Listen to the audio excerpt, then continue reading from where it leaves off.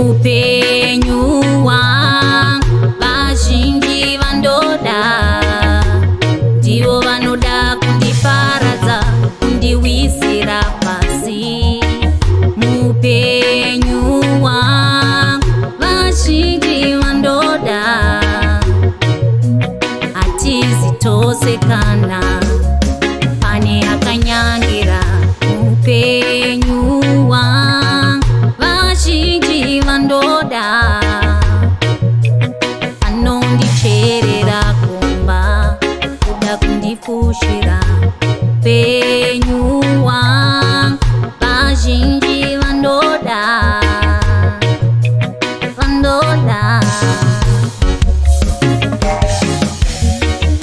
Mupenyu wangu vazhinji vandoda, ndivo vanoda kundiparadza, kundiwisira pasi.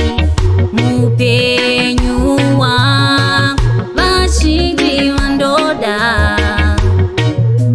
hatizitosekana pane akanyangira.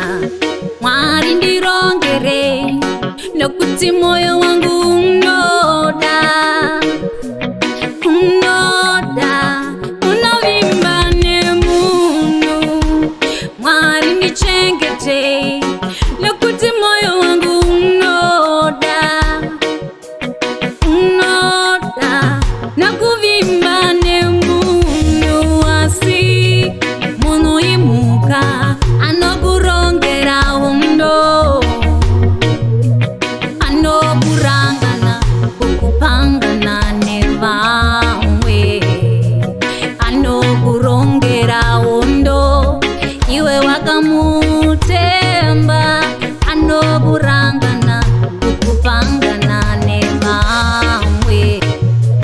Dai Mwari mandipa ziso regotsi, dai Mwari mandipa ziso remhanza, dai Mwari mandipa nzeve dzekure, dai Mwari mandipa mvuri wekure, dai Mwari maita suduruke pazvinooma, dai Mwari mandipa regerero kune vakatadza,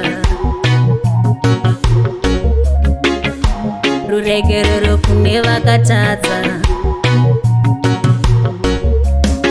Starts the new production.